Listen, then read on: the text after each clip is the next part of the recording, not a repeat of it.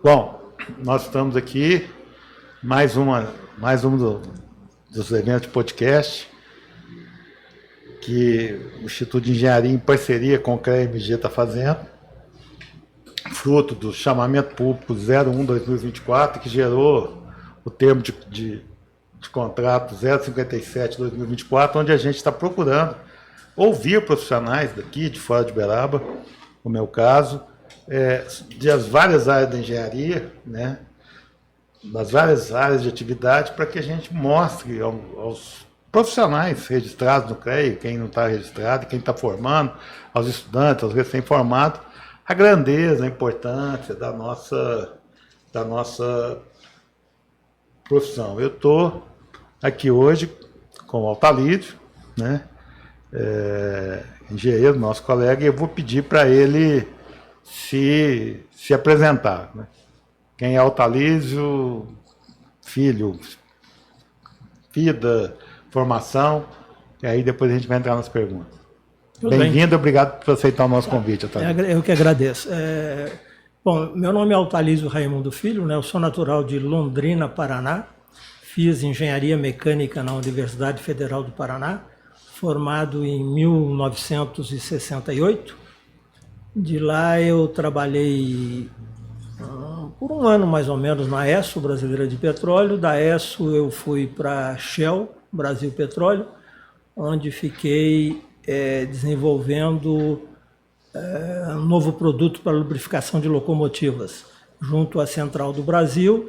E de lá a Vale se interessou e exigiu que eu fosse acompanhar o mesmo processo de implantação desenvolvimento desse novo lubrificante lá em Vitória. E em Vitória eu tive a oportunidade de fazer um concurso e passei para a Vale do Rio Doce, onde fui deslocado para a mina de Itabira. Fiquei 6 anos na parte de manutenção de equipamentos fora de estrada, na mina de Itabira. Bom, de Itabira eu queria voltar para o meu Paraná, recebi um convite para Foz do Iguaçu, na construção da barragem de Itaipu. Eu aceitei e fiquei 5 meses, porque ali a barra era meio pesada, você entende? Principalmente na parte de preservação de vida humana, a correria era tão grande ali que não se dava muita ênfase, né, à importância da preservação da vida. Bom, terminado foi o canal de desvio. Trabalhei ali, inclusive, na construção da chaparia de uma adutora, né, da comporta de desvio do rio. De lá surgiu a oportunidade de voltar aqui para Minas Gerais no grupo da antiga Valep, que estava em formação, né, que é a mina lá de Itapira, próximo a Araxá.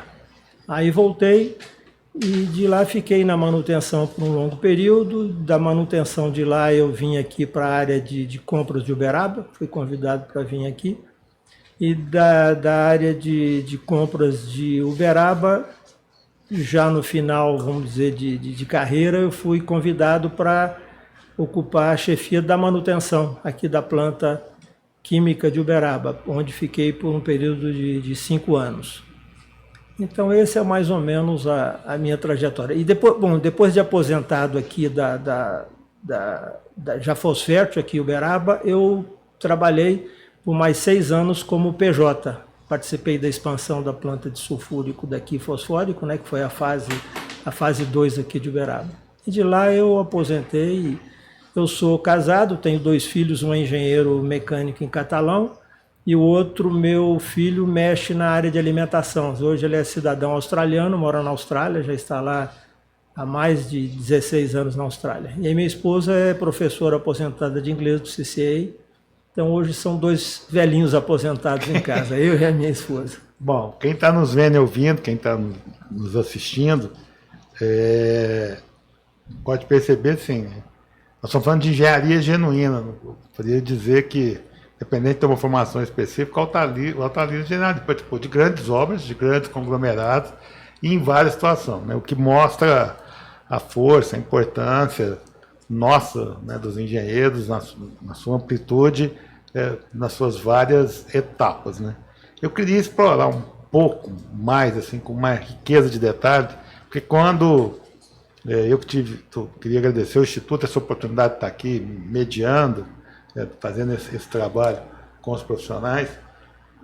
Eu conheci o Altalísio, tive a oportunidade de dividir com ele espaço, foi quando ele estava à frente da unidade de Itapira, que é onde tem a rocha fosfática, é onde esse produto, essa planta química que gera fertilizante tão importante para nós.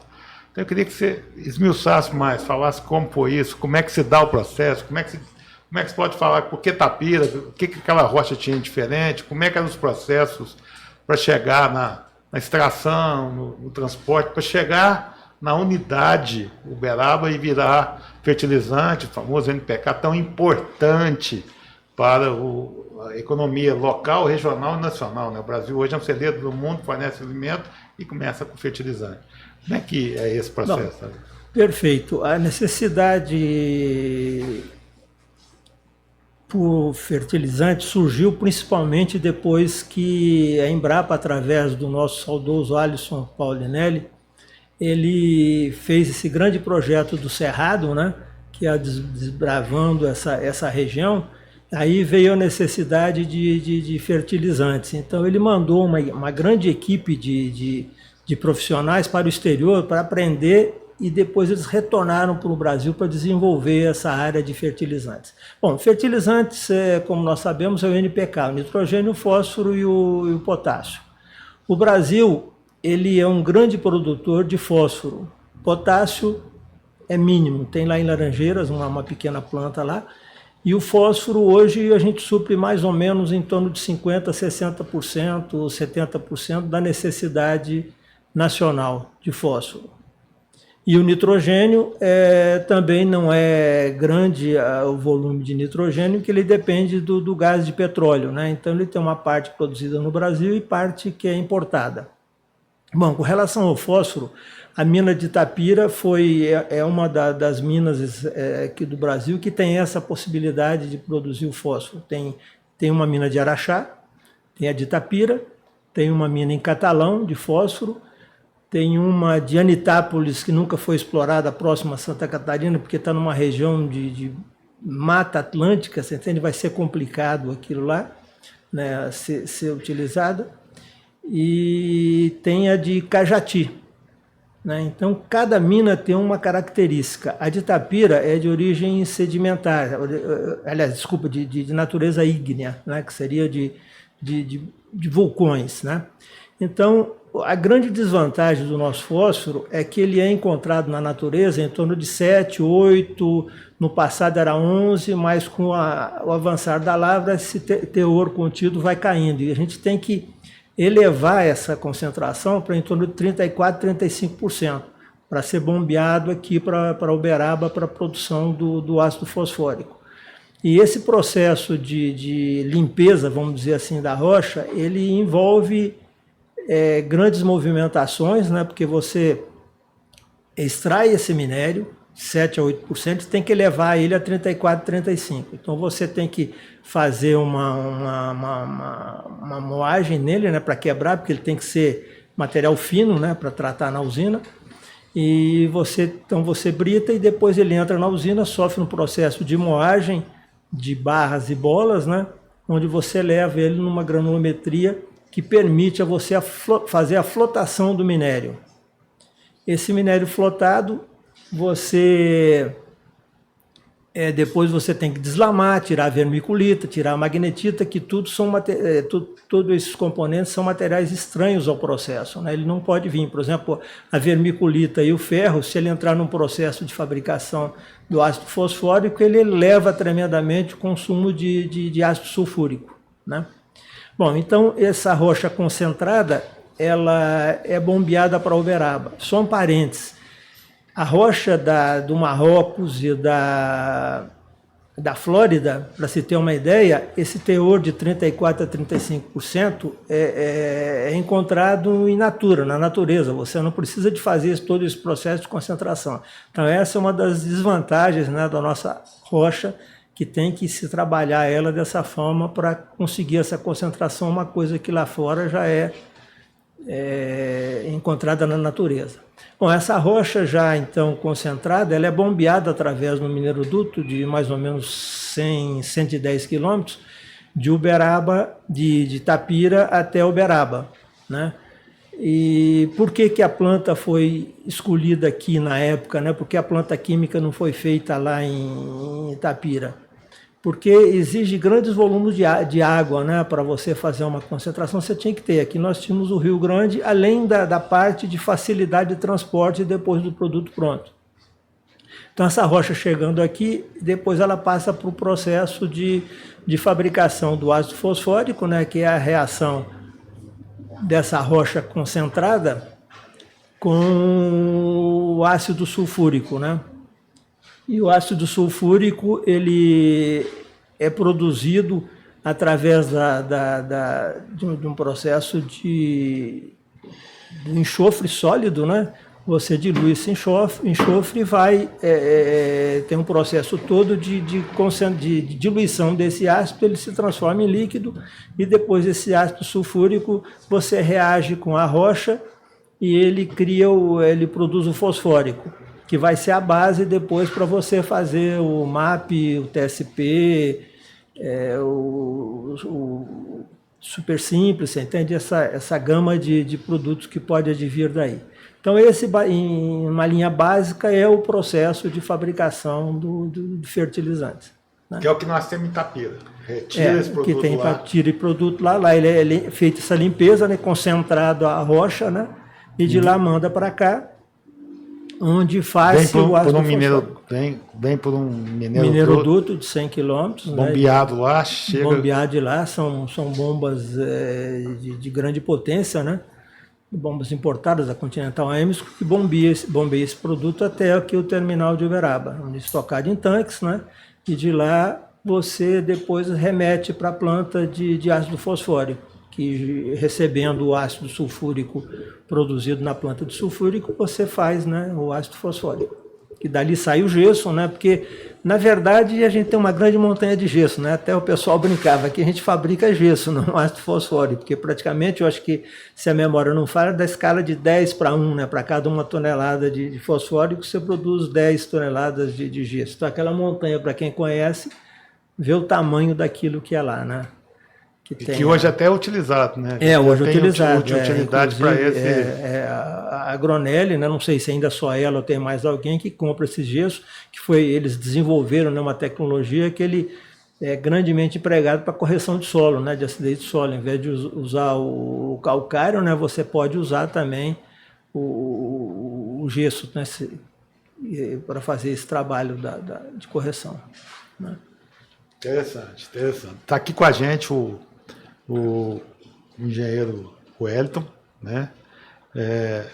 O Wellington é engenheiro eletricista de formação e trabalha muito com segurança do trabalho. Numa das falas do Altalizio, nós vamos explorar essa parte de processo, que é uma aula de engenharia, nós já fomos até em Itaipu.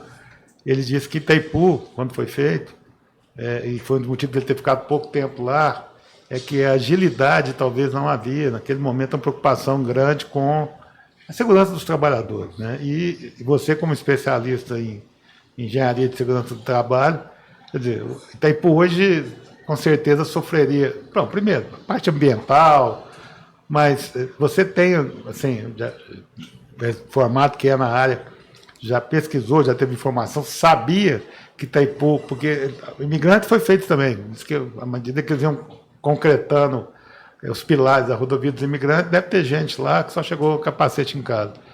Isso é impensável hoje. Como é que o processo de segurança se dá em obras que, né, não é só no pequeno, mas imagina uma Itaipu sendo feita hoje, não, seria impensável? Seria impensável. Hoje, segurança, ela é em primeiro lugar. Então, eu não posso conceber um projeto sem segurança. É verdade. Então, no passado a gente tinha grandes acidentes, né? E a gente fala em segurança quando tem grandes acidentes. Aí você vai pensar, então você não trabalha na prevenção, você trabalha na correção, né? Então hoje nós trabalhamos na prevenção, tem que ser preventivo. Então, para conceber um projeto aí, você tem que pensar nos mínimos detalhes. Exame médico treinamento, capacitação do trabalhador. E a pressa a gente sabe que gera o acidente. Como o senhor falou aí, Itaipu, Ponte Rio-Niterói, né, que tem relatos aí que profissionais lá morreram lá naqueles tubulões lá e sob concreto, né? Jogaram concreto os profissionais. Hoje não. Hoje segurança, eu já participei de 2 paradas aqui na antiga Vale, né? Fosfera, depois Vale Fertilizante, parada de manutenção, 1.280 colaboradores ali da Mansev, eu era supervisor de segurança do trabalho, e fizemos lá, tivemos 1.800.000 horas sem acidente. Então é tudo ali, tem um técnico de segurança, tem a parte médica que vai vigiar, supervisionar os profissionais. A segurança, então, inclusive, a gente fez um programa, um desses eventos aqui sobre segurança, o cara foi categórico. Hoje a segurança é usada para você ganhar dinheiro, né? Pra você não ter acidente, não ter polarização. Você olhar todo... Então, o Altalize hoje ficaria mais tempo em Itaipu, porque com certeza não seria feita a toque de caixa do jeito que foi feito. E uma coisa que me marcou lá foi que a gente pegou... Eu fui para trabalhar em planejamento de manutenção. No fim, resolveram fazer a empresa resolveu, a Unicom, né, que era o consórcio de empresa, resolveu montar um conjunto de chaparias, que são as adufas, né, por onde a água passa, né, e que depois foram fechadas, concretadas, e você fez, espera o canal de desvio, né, o rio foi desviado para esse canal e depois ele voltou a normal e você fez também turbinas, instalou turbinas. Aí eu estava fazendo essa montagem de chaparia e houve um acidente que a caçamba, né, aquelas caçambas com feixe hidráulico, despejou metade do concreto onde devia e metade em cima do pessoal que trabalhava comigo. Então o cara caiu lá no chão, uns 4 a 5 metros de altura. Aí eu fui reclamar pro responsável lá da Unicom, que fiscalizava a obra, ele virou e falou para mim, é a primeira vez sua de barragem, vai morrer muita gente aqui, você não está acostumado. Eu falei, gente, eu vinha da Valep, né, que era aliás, da Vale, lá de Itabira, que era uma filosofia totalmente diferente. E aqui, como você comentou, é bem provável que a gente tenha até trabalhado junto, que eu fiquei 5 anos na manutenção aqui em Uberaba. Eu era responsável, né, de gerenciamento pela Fosfértil. E depois eu fui para a parte de expansão, onde ali a segurança era fundamental, né? Aquela expansão da planta de sulfúrico. Eu fazia sempre uma crítica junto aos nossos supervisores de segurança, onde eu comentava o seguinte, olha, você tem todo um procedimento aí, né, de liberação de serviço, onde não basta você estar preocupado de colher a assinatura do colaborador, você tem que ver se ele entendeu o que está escrito, você entende? Porque a assinatura eu sei que é fundamental, porque a empresa tem que ter uma proteção judicial, é verdade, mas para preservar a vida tem que ver se ele entendeu o que está escrito lá, porque de nada adianta você entregar o papel para ele, falar, ele assinar e está tudo bem, se ele não entendeu os cuidados que ele tem que tomar que consta daquele documento de liberação da... Então essa é a minha filosofia, você entende? Tem que fazer e incentivar a pessoa também a ter vontade de viver, porque o que eu dizia é o seguinte, não adianta você ter... você não ter amor pela sua vida e não seguir os procedimentos, você entende que o engenheiro de segurança e o técnico de segurança passa para você. Até colocava o termo, desculpa, você tem que ter tesão pela vida, né, para poder, né, seguir aquilo, porque a vida é sua, senão nada vai resolver. Posso botar aí 40 inspetores e engenheiros aqui dentro, se você não gostar da vida, você vai fazer bobagem amanhã, né? Então, acho que isso é filosofia. Nessa ampla carreira, porque nós estamos falando aí, você falou que, pelo que eu entendi, 21, que você se aposentou profissionalmente do sistema em 15, mas continuou como PJ 6 anos até 2021. Nós estamos falando aí o quê? De 50 anos de carreira? Mais de 50. Eu formei formado de 50, uns 55 anos. 50 anos. Quer dizer, 55 uma história de vida, né? E no início você comentou a passagem pelas empresas petrolíferas, né? Shell, Esso. Você comentou a volta para o seu Paraná, Itaipu, e depois toda essa experiência aqui na... Então, a gente pode dizer que você é um profissional que viveu os grandes ciclos, as grandes obras. Esse programa tem a função de, a gente quer mostrar aos profissionais o que a gente já teve, o que a gente pode voltar a ter. O Brasil precisa de muita coisa ainda, de muita infraestrutura, mas você viveu, vamos dizer assim, pelo menos moderno, o apogeu das grandes, né? Poder se dar o luxo de falar, eu tive em Itaipu, achei que daquele jeito eu não estava acostumado com barragem, não era para mim, maravilha. Aí você já deu uma aula para nós aqui dessa parte de geologia da rocha, como é que é pensado, como é que é feito, como é que é extraído, como isso é condicionado, como é que isso chega. Ou seja, se nós estamos no país do agro, vivendo de alimentação, esse fertilizante tão utilizado, que gera comida, que é a ponta de entrada, como é que chega? Isso a gente está falando só de engenharia, né? Processo de engenharia nessa. Que outros fatos, que outros lugares você trabalhou, né? Que outros fatos são marcantes na sua carreira profissional? Porque quem está nos vendo e ouvindo, nós estamos aqui em Uberaba, falando para uma, a priori, vamos dizer, se a gente for falar só da massa de profissionais daqui, são mais de 5.000, mas se a gente pensar no sistema em Minas para o Brasil, nós não sabemos onde nós vamos chegar. E tem muita gente que vai estar nos ouvindo e assistindo, que está decidindo, está recém-formado, está pensando em fazer engenharia.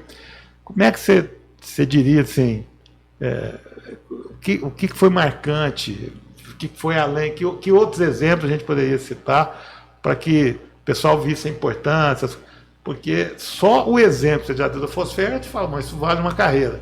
Né? Você falou de manutenção, falou de preocupação com segurança, mas nessas passagens pela Shell, nessa imensa carreira, que fatos pitorescos, que situações a gente poderia descrever, falar, não, gente, engenharia é um negócio diferente, fundamental na vida do ser humano mesmo. O que você poderia relatar para nós dos pontos desse bate-papo que a gente está tendo aqui? Olha, a gente viveu, né, desde a implantação de projetos, né, do nascimento, né, como foi, esqueci de comentar, Tapira também, nós tivemos uma expansão lá, né, foi, inclusive você participou, né, naquela época, né, que a gente viu crescer, o nascer daquele projeto todo. Então, você vê a importância da engenharia, começa por ali, né?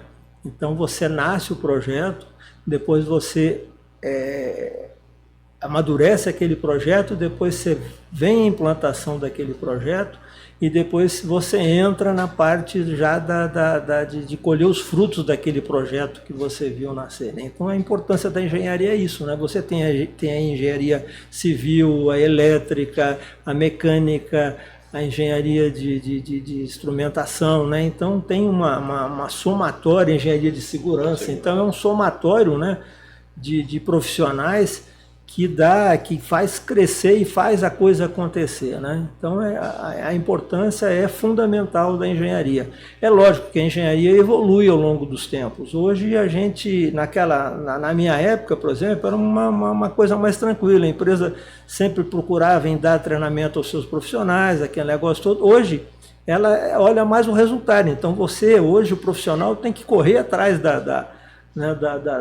das melhorias, ele não pode ficar parado no tempo esperando, porque é uma filosofia empresarial que mudou, você entende, ao longo do tempo. Ela é boa? Eu acho que é, você entende, porque tira um pouquinho daquela comodidade que até a minha experiência, na minha época, eu acho que acontecia. Não, a empresa, né, é responsável, ela vai dar o treinamento. Hoje a gente já não tem mais essa facilidade. Hoje você tem que também procurar correr atrás é lógico, não, alguma coisa ela dá. Mas até porque hoje tem mais facilidade, né? Exatamente. A gente fala que quando a gente estudou, era livro. No máximo você tinha uma enciclopédia, vamos fazer um resumo. Hoje está tudo à mão do profissional. Eu tenho formação em 3 áreas específicas, feito na mão. Hoje o cara fala que tem 2 ou 3 cursos superiores, é quase que ele pode fazer online, à distância, se ele sair primeiro. Quer dizer, não quero discutir se formação à distância ou não, os pontos. Tem lá, vejo pontos positivos, mas ele pode fazer uma série de cursos. Então as empresas usam isso e o profissional, e a gente já está falando aí de mercado, quer dizer, a engenharia vai ser fundamental, importante, a gente tem menos engenheiro por habitante, porque vários países do mundo estão envolvidos, e que a gente vai precisar. Mas efetivamente um profissional que já não terá aquelas grandes obras, ou pelo menos no curto prazo, né? Até porque nós fizemos uma das maiores hidrelétricas do mundo, que é Itaipu. Não vai acontecer de fazer 2, 3, né? Você falou lá da ponte Rio-Niterói, eu falei mas tem muita obra grande em andamento, E eu queria lembrar, porque a gente fala hoje muito em inovação tecnológica, fala muito da inteligência artificial. E você citou que a gente participou de um projeto, eu lembro direitinho, porque participei dessa negociação, que foram as retomadoras tipo Ponte, que foram com tecnologia italiana implantadas lá em Itapira nessa época, e a tecnologia era da empresa. Não sei se você vai lembrar específico desse detalhe, que aquele pacote das retomadoras que foram instaladas lá em Itapira, a tecnologia era da empresa.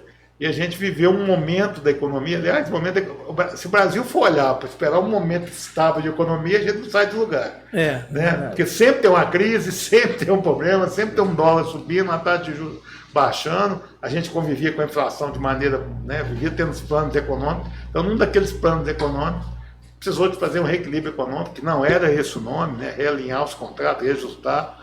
E como é que você negocia com a empresa?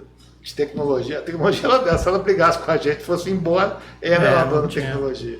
Então, estou puxando esse assunto, não sei se você vai lembrar dele, acho que 2 retomadoras enormes, uma parte grande do investimento lá de Itapira naquela ampliação, a gerência de ampliação aqui olhava. Eu fiz a parte da negociação para dizer, para quem está nos vendo e ouvindo, gente, que a inovação tecnológica, ela acompanha, ela evolui. Talvez hoje ela chegue, igual você falou, nós temos que sair da zona de conforto. Hoje a empresa não está pagando para você se formar, ela está contratando valores e conhecimento, né? E ao mesmo tempo, já naquela época, a gente também, recém-formado, ou no meu caso, que estou com 40 anos de formado, era bem início, estava com 1, 2 anos de formado, a gente se deparou com tecnologia, que também já era as famosas inovações, você tinha que se organizar, tinha que ter suporte, saber como lidar com a empresa, porque imagina você ter um fornecedor que ele é o dono da tecnologia. Então, para quem está nos vendo, principalmente o jovem, quem está fazendo engenharia, quem está pensando em fazer engenharia, o recém-formado, hoje o nosso sistema, o nosso Conselho Regional trata até o 5º ano o cara como recém-formado, no sentido de entender essa necessidade de apoio, de encaminhar, que sempre nós vamos nos deparar com inovação tecnológica, porque ela não para, né? Sempre vem uma melhoria no processo produtivo. É isso, Valdir? É isso mesmo? É isso mesmo, né? Inclusive na minha época de engenharia, era uma transferência de conhecimentos, mas você não tinha uma preparação para a vida profissional que você ia começar. Você ia aprender na base da cacetada, você entende? Então hoje eu acho que já existe esse despertar para isso, você entende? As escolas já estão mostrando ao aluno o que é o pós-término do curso, você entende? Como é que as coisas, né, são na realidade, né? Como é que você tem que se preparar para enfrentar. Então as escolas que ainda não estão nessa linha vão acabar tendo que entrar, porque não adianta só você dar aquele monte de informações técnicas e quando chega no vamos ver, você não está preparado para isso, né? É complicado. Né? A gente passou uma época difícil, eu lembro, você deve lembrar da empresa, né, de Correias Transportadoras, que tive pesadas negociações, né, lá do Rio Grande do Sul, na época das correções, né, de planos reais para você negociar com os gaúchos nunca foi fácil, né? Ainda mais alemão, né? Que é a origem deles. É verdade, mas é isso que você colocou. Muitos contratos, nós fomos muitas vezes lá, né, Thalys? Infelizmente, quando veio a estabilização da moeda, né, que a gente espera que continue, hoje já é vamos dizer, algo que foi tirado de escanteio, né? É um problema a menos, né? E ainda mais agora com a reforma dos impostos, né, a reforma tributária veio mais para contribuir, né? Ou seja, agora a gente tem que entrar mesmo... Vai facilitar o processo. Facilitar o processo, para a gente dedicar simplesmente à evolução tecnológica. Antes era uma parte que a gente atuava sem ter o menor preparo para isso. Exatamente. E essa moçada hoje vai ter que se adequar às inovações, ao IA, que também, eu acho que você concorda comigo, as inovações nunca vão tirar o trabalho do ser humano e é inteligente virar para agilizar o processo, ajudar. É isso, Edson? Concorda com isso? Que a inovação tecnológica não vai tirar o espaço de ninguém em nenhuma área do conhecimento e não é na engenharia que é diferente. E a gente vê hoje, eu sou professor da pós-graduação em Uberlândia, curso de Engenharia de Segurança do Trabalho, então a gente vê que a inovação ela vem para melhorar a vida do profissional. Hoje nós temos, antigamente a gente tinha equipamento analógico para fazer medição de ruído, vibração, não eram precisos. E hoje nós temos equipamentos modernos. Hoje você tem um equipamento que você coloca, você monitora uma vibração, o cara a 10 km. Tá lá no aparelho, que ele chegar, você baixou lá via Bluetooth, você tem a medição, qual que é a curva, então vem para melhorar a vida de todos os profissionais. Então, Para nós que estamos na verdade. fase da mentoria, o IA, inclusive, ajuda, porque tem que saber perguntar. E aí, o fato da gente já ter experiência, ter passado por tantas coisas, a gente vai poder ajudar muito. Teve um caso muito interessante aqui, né? Nós temos um profissional, inclusive meu xará, chama Karim Abdal Nabut, outro japonês como eu, brincadeira, gente, sou descendente de árabe. E ele mostrou da escolha de um terreno, ele fez, é uma das atividades dele, ele faz lojas para alocar, isso é uma das fontes de renda dele, profissional que hoje, então ele escolheu, obviamente olhou toda a legislação de Brasília, nós temos ele de Brasília para cá, e ele inclusive gravou desse podcast com a gente sobre inovação, então da escolha do terreno, passando pelo projeto, construção, pós-venda, locação, registro em cartório, ele foi usando em cada etapa a inteligência artificial. Inclusive, ele mostrou que no área, um projeto feito pelo IA e pelo arquiteto, e ele contratou o arquiteto, nitidamente, o nível de detalhe, porque a IA faz um genéricozão. Então, ali fica claro que ela vai ajudar a equalizar o processo, a melhorar o processo, Velocidade. mas ela não vai... Velocidade, ela aponta erro, né? E aí a importância disso e não elimina o trabalho humano, muito pelo contrário. Também a gente fez um evento desse com a engenheira Lídia, ela mora em Catalão hoje. E é uma profissional de obra pública, ela trabalhou em prefeituras e hoje ela participa de licitações, já nessa nova lei de licitações, que usa BIM, essas ferramentas.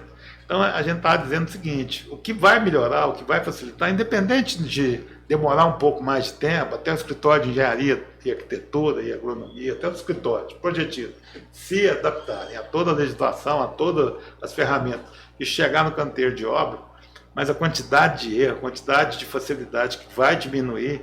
Então, eu acho que quanto mais o profissional se atentar para isso, mas lembrando que é importante ter conteúdo, gente, porque não adianta pegar uma ferramenta e sair fazendo um orçamento de obra sem conhecer fundamento de orçamento de obra. Verdade. Vai sair um resultado ali? Vai. Mas esse resultado não vai levar à catástrofe, né? Então, sempre lembrar que tem que trabalhar em conjunto, trabalhar em todas as atividades, conhecer, agregar conhecimento, que isso vai estar falando muito disso sempre. É uma realidade. Você pega, por exemplo, a IA na medicina, que você tem até engenharia envolvida hoje no desenvolvimento da medicina, né? Se você procurar Engenharia em tudo, né? Em tudo. Se você não for um profissional que conheça da área, que você vai projetar esse equipamento e definir os parâmetros, você mata o paciente rapidinho, você entende? Então tem que ter a expertise desse profissional para usar os recursos da IA para tornar a coisa, vamos dizer, mais rápida na implantação. Então tem que ter essa, né, visão aí, né, que eu vou ganhar em velocidade, porque todo empreendimento que você vai fazer, você tem que ter um trâmite rápido nessa fase, né, para poder ter o seu retorno, o seu dinheiro de volta rápido, né? Ou seja, a cada minuto que você ganha ali, você está antecipando o retorno do seu CAPEX, né, do seu investimento. É isso aí. Thalys, ainda falando dos processos que envolvem uma empresa de fertilizante, que é a sua grande área, você participou de várias áreas, mas uma parte da sua vida profissional foi na indústria de fertilizante. Né? Entre aquele primeiro projeto, aquele início lá, meados dos anos 70, início dos anos 80, para hoje, a gente pode falar que mudou realmente muita coisa, assim, os processos, houve muita evolução na forma de fazer fertilizante ou ainda algumas coisas, por mais que se evolua, continuam os mesmos processos? Como é que estão os processos produtivos na linha de fertilizante? Eu não acompanho de perto, mas, né, de ouvir os programas ligados a essa área da agricultura, mas a gente vê que a evolução está sendo muito grande, você entende? Você tem hoje fertilizantes que são inoculados na semente, por exemplo, né? Uma série de nutrientes que já vem na semente, né? Que você precisava antigamente e depois, né, pulverizar ou fazer um outro tipo de aplicação. Então está tendo uma evolução muito grande, né? Você tem sementes hoje adequadas ao clima, né? que um local que tem mais facilidade de chuva e outro tem menos facilidade de chuva. Então, isso tudo você tem engenharia por trás, né? Que está desenvolvendo, engenheiro agrônomo que está pesquisando, né? É o mecânico que está ajudando a projetar os equipamentos, é a parte eletrônica, é a parte elétrica. Então, você tem uma evolução muito grande, né? Então, tá... E a própria natureza das minas, né, ao decorrer da mineração, o minério vai ficando mais pobre, ou seja, você tem que trabalhar para evoluir a forma de extrair, né, de concentrar esse minério. Então é uma evolução constante, né? Eu acho que não para. A gente está falando de evolução, quero fazer um tempo aqui, acho que foi 87 isso. Essa acho que você não estava aqui, você estava em Itapira. Aqui, gente, fora do ar, porque a gente nessa série de podcast está trazendo, a gente trouxe engenheiro recém-formado, trouxe engenheiro de fora do Brasil, tem muita vez com o chinês, com os donos aqui, engenheiro de várias áreas e profissionais que tiveram toda essa vivência, que fazem a grandeza da engenharia como Altalize. Mas só para vocês terem uma ideia de que é evolução de tecnologia. Nós estávamos no antigo Geran, na agência de ampliação de obras lá, e o Hélio, a gente falou do Hélio aqui fora do ar, o Hélio é um profissional normal, também tivemos muito orgulho, eu tive muito orgulho de trabalhar com o Altalize e o Hélio, são escolas ambulantes, eu aprendi muito. E aí ia chegar, o Wellington, um fax do Japão, primeira vez que a engenheirada recebeu uma reunião para ver como é que aquilo ia chegar. Nós estamos falando aí de 87, 13 com 24, por aí, 13 com 24, 37, quer dizer, menos de 30 anos. E eu lembro que quando depois que a gente saiu de lá, eu fui montar a empresa, e um dia o cara falou, preciso te mandar um orçamento pelo fax, eu falei, lá na empresa não tem fax, então você não tem empresa. Então, isso já era início da década de 90, 95, por aí. Cadê o fax? O que é fax? Essa meninada não sabe nem o que é fax hoje. E veio da tecnologia, veio de lá para cá. Quer dizer, então, gente, cada vez mais rápido e cada vez mais inovação, se aprimorem para isso. A fala da Altalize aqui, e por isso que a gente trouxe, passou por várias coisas da engenharia, ele reconheceu como mecânico que é, a importância da parte elétrica. Eu pedi para dividir o espaço com ele aqui, o engenheiro, o Hélio, que agora mesmo vai se apresentar nesse podcast. Eu já peguei com ele falando, nem falei, pô, Hélio, fala um pouquinho de você. O Hélio tem engenheiro eletricista, mas a gente foi lá na extração. Vocês notaram a pluralidade que a gestão e o trabalho da engenharia? Não é pelo fato do Altalize ser engenheiro mecânico que ele não conhece todo o processo, que ele não esteve ali supervisionando, gerenciando todo esse processo, ele diz de concentração, ou seja, o nosso conhecimento na engenharia, ele é amplo. Então a gente não pode, porque tem uma habilidade ou uma especialidade, ficar restrita a ela. Quer dizer, não é porque, no caso do Hélio, que é engenheiro eletricista de segurança do trabalho, nosso próprio presidente Marcos Gervásio, né, engenheiro civil, engenheiro de segurança do trabalho, não é porque ele é engenheiro, porque ele não tem que entender o processo. Como é que você vai falar de alguma coisa? Você não precisa efetivamente fazer todas as etapas, porque ninguém é super-homem, mas conhecê-lo, saber o que está fazendo, né, isso é muito importante. Estou certo? Certo, não. Conhecer o processo de trabalho é importante. E aí, ouvi você falando, a gente recorda, né, recentemente, né, o acidente lá de Mariana, Brumadinho, né, e eu tive em Itapira lá, já fiz algumas manutenções lá, e sempre o pessoal falava, e a segurança aqui das barragens, como é que tá? Aí o senhor esteve lá, como é que o senhor vê essa parte lá de segurança da sua época para cá? Eu acho Seu início, né? Eu acho que evoluiu muito, né? Hoje a começar porque o processo utilizado pela Vale, né, e por mineradoras, era o processo de barragem, vamos dizer assim, barragem úmida, né? Você estocava e subia a barragem com lama e com a parte do produto um pouco mais seco. Hoje já estão se eliminando esse tipo de barragem, que é um alto risco, né? Porque água, fogo e ar são coisas que é difícil de você controlar, né? O mais cuidado que você tem, então, tanto é que ela está desativando nessas barragens, aí, descomissionando, como ela diz, né? Colocando numa condição mais segura. Então eu acho que foi enorme evolução da engenharia, né? E era uma coisa que na época era tradicional, né? Se fazia daquele jeito, né? Como o Carim colocou na época do fax, eu vou até um pouquinho antes. Alguém se lembra do telex? Eu lembro. Que fica aquele negócio na Itapira tinha uma operadora de telex, entende? A moça ficava quase doida, um barulho daquela máquina lá o dia todo na cabeça, né?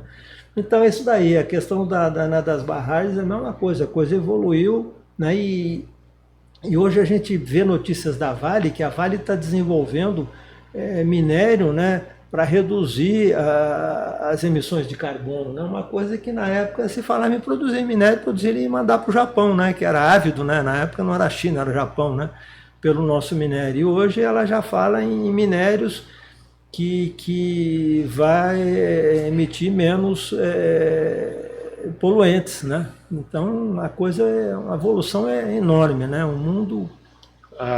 As barragens aqui, eu estou falando do complexo aqui, né? Que a gente pode dizer. A Fosfert sempre teve uma preocupação enorme. Eu tô falando, na época eu trabalhei na Fosfert, imagino que a Mosaic, atual proprietária, que no sentido...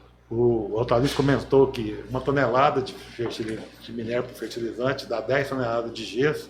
Então, essas pilhas são cuidadosamente colocadas. A Fosfert pagou vários pesquisadores para achar saída para uso, para esse equilíbrio. A gente estava dizendo do grupo Paulinelli, né? Falou do Adson também, mas o Paulinelli, no caso aqui, que usa, vende. Para mim, seria uma surpresa muito grande se acontecesse, por exemplo, um rompimento de uma... Porque o tratamento lá, ele chega até o requinte de... Até a água que é separada do processo, ela volta para a natureza com pH mais neutro do que quando ela é colhida para o trabalho. Né? Eu tive a oportunidade, numa outra atividade profissional, de estar na China. Nós fomos tentar fazer o cimento a partir do gesso, porque essa separação, se feita, a Fosfert teria um ganho, a própria Mosaic hoje, porque você reaproveita, porque ao fazer o fertilizante, lá naquela saída tem fertilizante, então você conseguir separar, vai voltar, vai retroalimentar com o próprio material, e ela seria um cimento que não emitiria gás carbônico, que botaria o Brasil nesse mercado. E a nossa rocha tem uma vantagem. E nós tivemos nos Estados Unidos com o que seria o senhor que seria... nós tivemos inclusive com o Carlos Assis, que é um dos primeiros que veio para cá, autoridades. Por que os Estados Unidos não faz isso com a rocha fosfática dele? Porque ela é radioativa, a nossa não. A nossa era só cuidar de umidade, coisa que a agricultura faz isso, né, quando estoca grão, e equalizar interesse, porque na época, você saiu fora do Brasil, três palavras são mágicas: Petrobras, Vale e Agro. Essas três palavras abrem. A gente fala muito do Pelé, do futebol, agro também, do samba, da mulata, você já está ficando um pouco de lado. No mundo dos negócios, essas três.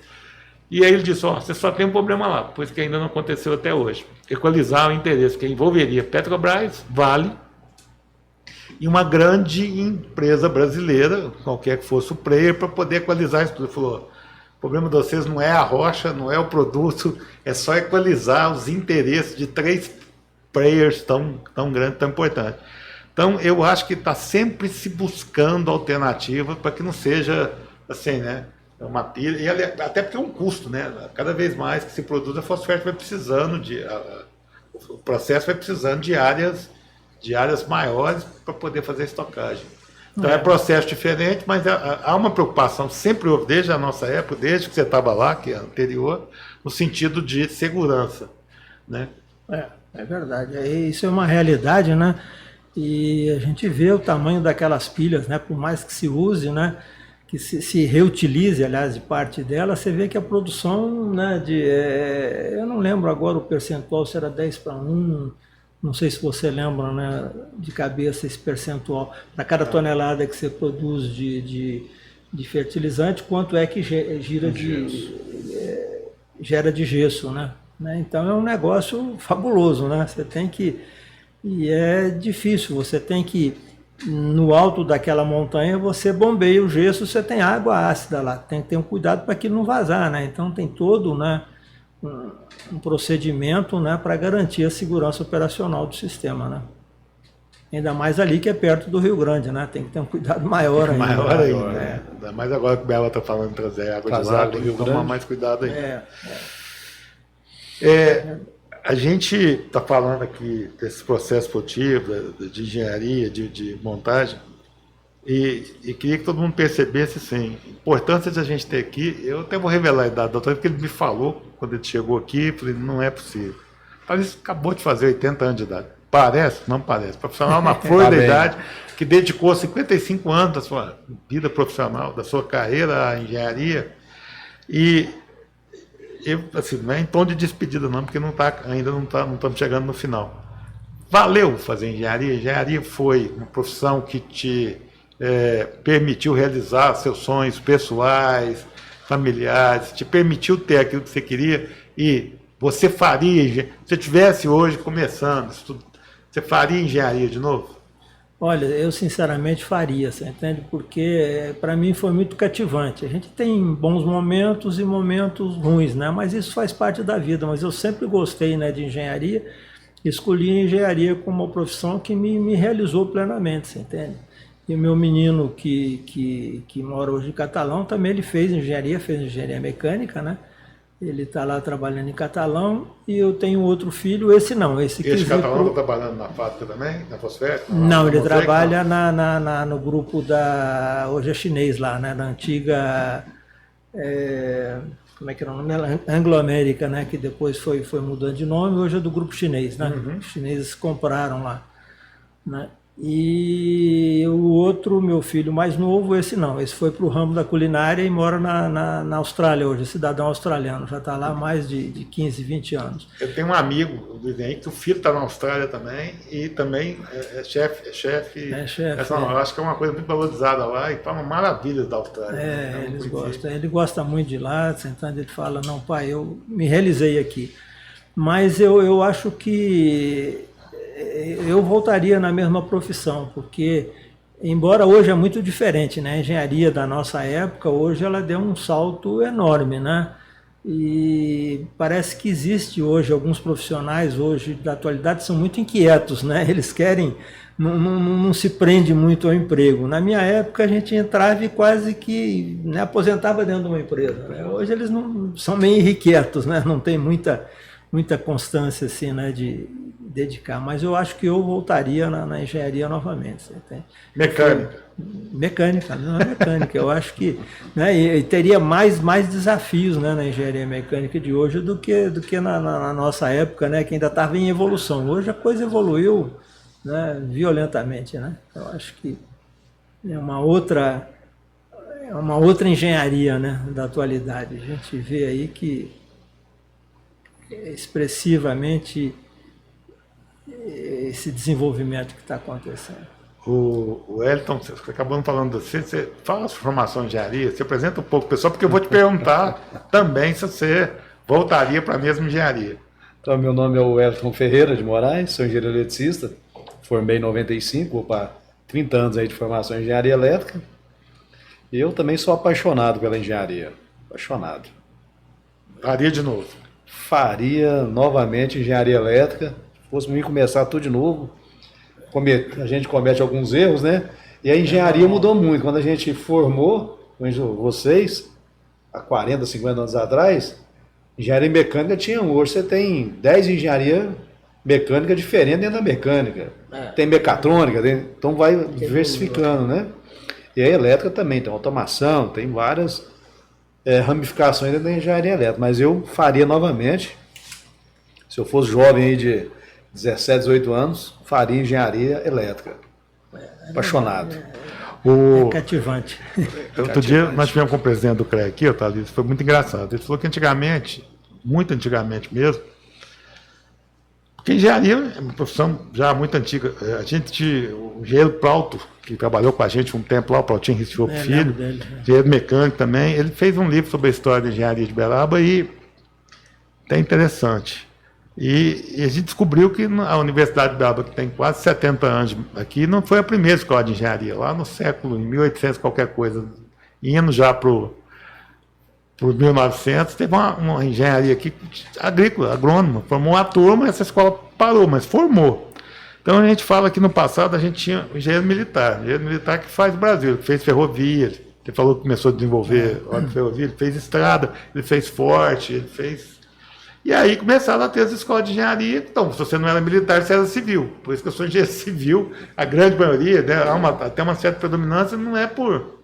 Hoje tem 480, mais até, especificidade de engenharia.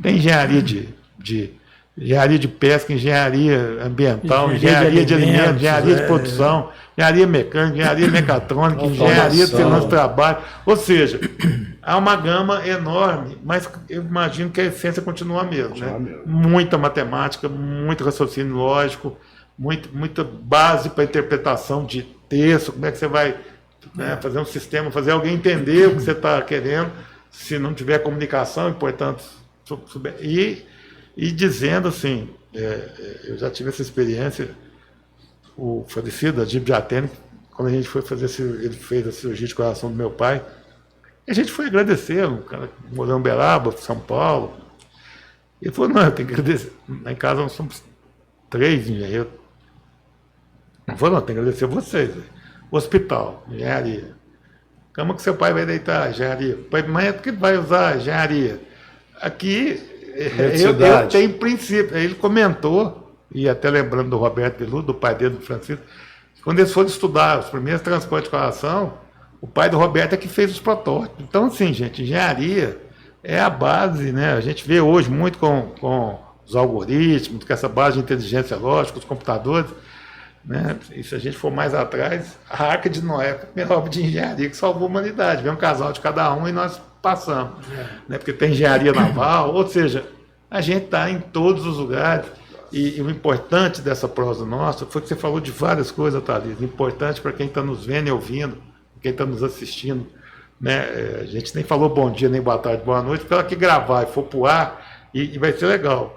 A gente faz perguntas para que tenha corte, então além dela ir integral para a rede YouTube, para o site do Instituto, do CREA, terão umas pequenas pílulas onde esses depoimentos são importantes. É para mostrar para o pessoal que a engenharia, aquela história, né? Nada começou ontem, tem uma longa trajetória, e que quem exerceu, você falou das dificuldades, o que é normal também, na vida é assim, em todas as áreas, em todas as atividades profissionais, mas quando eu acho que a engenharia tem um negócio diferente das outras, que é uma visão do civil, né? Você chega num local, um terreno difícil, o Hélio mesmo é que falava disso, né? O Hélio Antônio, que a gente citou aqui, que se tiver, e trabalhei com um cara que fez também, o Dr. Vinícius, que dizia, você faz obra em qualquer solo, é só ter a fundação adequada. Então, você chegar num lugar, aquele campo, aquela região com turfa, né? A Fosfértil tem muita turfa. Aqui, ó, a Mata do Ipê, quem passar ali tem aquela entrada. Ali tem 15 metros de estaca. A gente que fez, é turfa. Os primeiros 7 metros, meio estaca 7 metros, correu, desceu, escorregou. Bate-estaca, olhou para ela, já desceu, não precisa nem de encostar. Então, olha que aparentemente é uma casa com peso próprio muito pequeno, que não precisaria disso, mas o terreno adequado.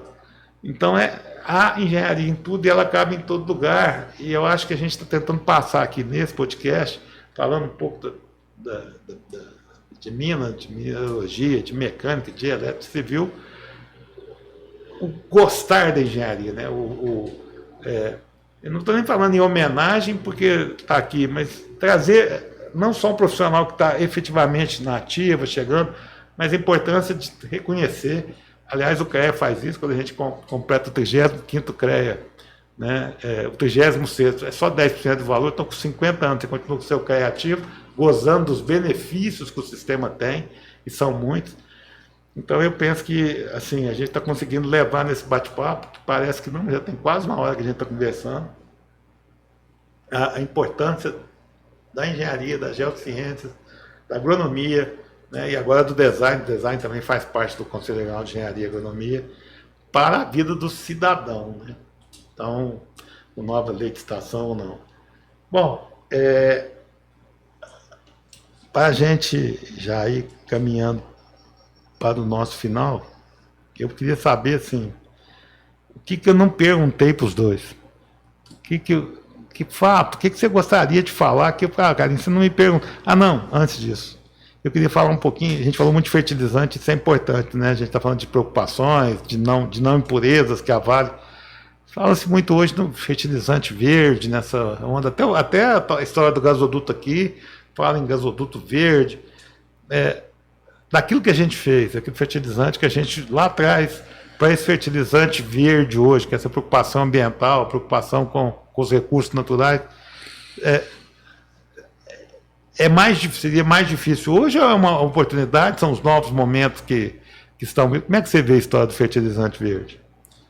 Olha, Carinho, eu vejo essa pregação é importante porque você tem que produzir, os seus processos produtivos hoje tem que se olhar muito o meio ambiente, você entende? Então, não é que você vai fazer nada diferente, mas coisas que você desprezava no passado. Não, isso daí não tem problema não, né? Se vazar um pouquinho aqui, não tem. Hoje não, hoje você tem que ter um olhar muito maior, você entende? Para evitar esse tipo de contaminação do meio ambiente. Né? Muitas vezes o processo seu vai continuar sendo aquele mesmo, mas os cuidados que você antigamente, não vazou um pouquinho aqui de sulfúrico, tá, não tem problema, joga uma cal lá e tal.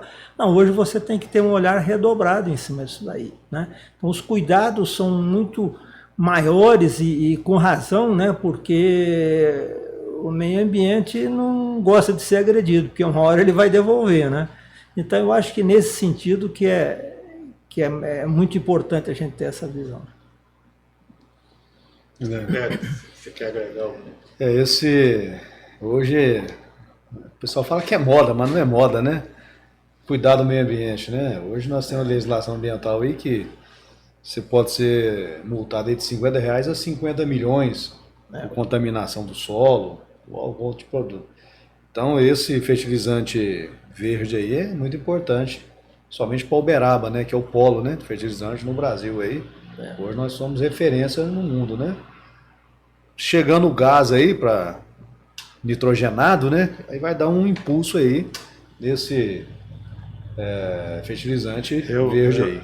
O Instituto, em consonância com o CREA, procurou valorizar as grandes empresas, grandes negócios, grandes indústrias, grandes ramos que nós temos aqui com engenharia, né? Então, e eu tive a honra de ser contratado pelo Instituto para fazer praticamente todos. E a gente trouxe o pessoal da cervejaria aqui, da engenharia química, que pode ter outro conselho. Eles deram um dado, porque tinha aquela situação, você precisa de 3 litros. Primeiro eles jogaram por terra, essa coisa de que a água é que faz. Não, a água, óbvio, quanto melhor a água, mais barato é o processo de deixá-la tirar as impurezas e a cervejaria que vai cuidar dela. Mas não é a água do aqui, não. Nenhuma cervejaria virar para cá, porque tem abundância de água, isso é um fator bacana. Aí tinha aquela história que precisa fazer 1 litro do chopp, que vai virar cerveja, são 3 litros de água.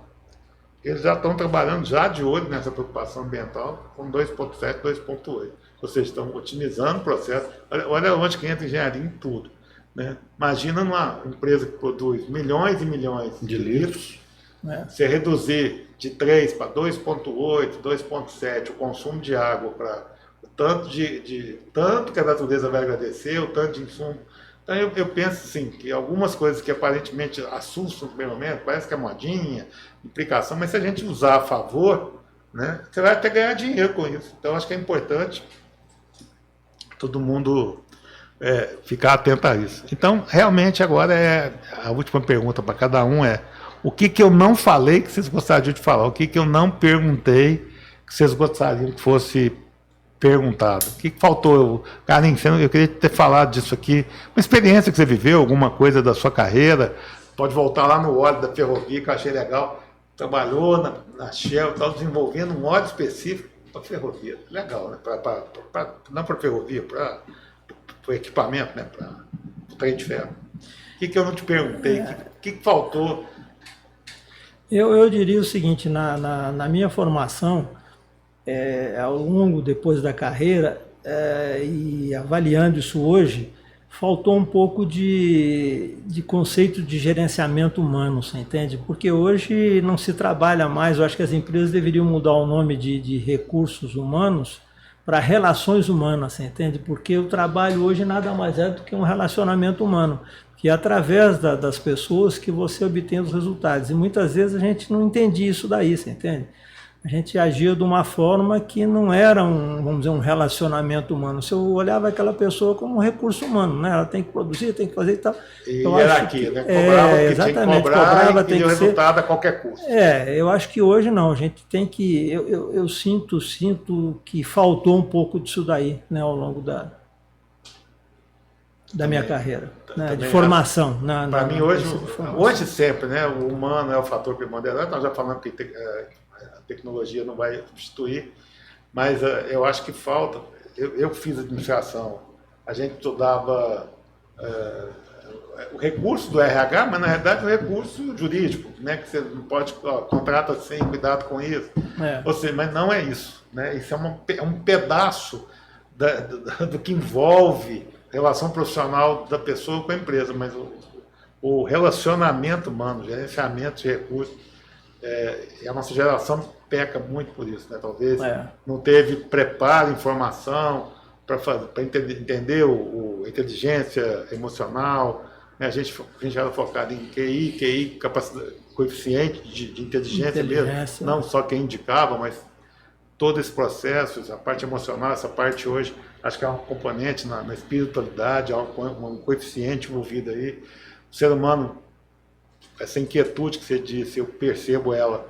Tenho um filho de 20 anos, naquela coisa de quero estar nesse planeta, também quero ser feliz, não quero estar subordinado a alguém que garanta meu sustento ou que provenha meu sustento, mas que me deixe eternamente infeliz. Acho que isso... Então, se a gente pudesse dar uma dica aos jovens, além de buscar conhecimento, né, que é além do chá, né, que é competência, habilidade e atitude. E a habilidade passa muito por esse relacionamento. É isso, Edson? É isso. Demais. Indo de encontro ao que o nosso colega falou aqui, relações humanas, né? Hoje, o governo, ele trouxe uma inovação, né, na norma regulamentadora 5, conversa sobre a CIPA, que é o assédio. Hoje é obrigatório todas as empresas cuidar do assédio moral e sexual nas empresas. Que isso no passado era comum, né? Manda que nós tínhamos um engenheiro lá, chefe. Eu tenho um chefe, eu sou subordinado. Manda quem pode, vai lá e faz, não te manda embora. Pois não, Vazinho, eu vou falar com o diretor lá. Mesmo você não tendo experiência para executar, você fazia, arriscando acidentar. Então hoje o jovem ele tem essa ferramenta hoje que é o que? Fala-se de assédio. Preocupar com relações humanas, se você falou, não recursos humanos, né? Relações. Relacionar bem com... A faculdade tem que ensinar o jovem a lidar com pessoas, que ele vai comandar alguém.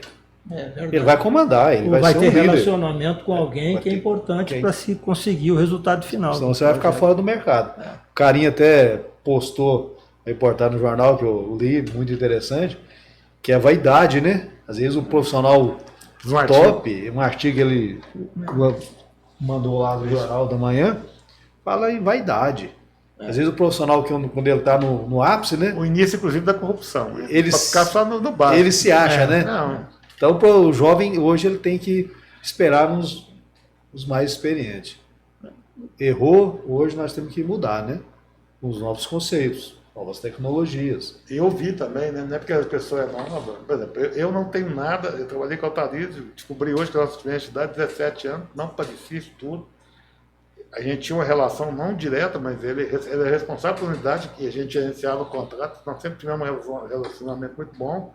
Talvez também porque a gente aprendeu a respeitar, a entender isso, né? Então eu falo que foi uma experiência muito rica, mas a gente deixar o jovem também o seguinte, é importante uma série de atitudes do jovem, mas também precisa voltar um pouco, talvez, o imediatismo que o jovem quer, quer dizer, nós passamos por estágio, a gente corria atrás de informação, hoje se quer às vezes muito pronto, então equilibrar isso, né? Não se aceita tudo de qualquer jeito, precisa ter mas também precisa se dedicar, né? E a gente percebe às vezes a juventude muito imediatista, então achar esse ponto de equilíbrio, eu já fiz trabalho para algumas empresas e você percebe que o jovem ele quer ser efetivado amanhã, ele já quer chegar na carreira lá em cima, ele tem pressa de mudar de lugar, então a empresa começa a fazer um investimento nele, que é um investimento. Qualquer que seja o treinamento, formação, a cultura organizacional da empresa à disposição dele, e logo ele por... Então, eu acho que esse ponto de equilíbrio. Então, nós que não tivemos essa formação completa e adequada, você como eu, nosso currículo é formar engenheiro para as grandes obras, então nós não fomos formados nem para ser empreendedor, nem para ser PJ, nem para ter o negócio. É verdade. Né? E aí a gente vai a duras penas aprendendo no país que fala, se você passar pelo Brasil, você vira empreendedor em qualquer lugar. Empreendedor, empresário, empregado, empreendedor. Mas hoje, nessa área a gente não teve. E outro fator, você tem que estar aberto, você entende, para ouvir, para crescer. Meu filho comenta que lá em Catalão, engenheiros mais novos, né, que ele também já tem um certo tempo de formação, eles não querem ouvir, eles acham que sabe tudo. Eu falo, pai, tem hora que eu não entendo, você entende? Eles estão começando e acham, não, isso daí não é bem assim. A gente batalhou, você entende? Quebrou a cabeça, aprendeu muitas vezes na base da porrada e chegou, né? Então, acho que essa angústia que você colocou é importante, tem que baixar um pouquinho a bola, né, e aproveitar o conhecimento, não que você não possa expor as suas opiniões, mas expor dentro de critérios, padrões, né? de critérios. Exatamente. Eu acho que nós, os engenheiros mais velhos, têm que estar preparados a ouvir, a realmente entender certas coisas, e ao jovem, ou seja, buscar o equilíbrio aí, nem tanto aqui, nem tanto lá. É isso. Isso aí. Bom, parece que não, mas nós ficamos mais de 1 hora no ar, acho que 1 hora e 5 minutos, pouco mais do que isso, é muita coisa.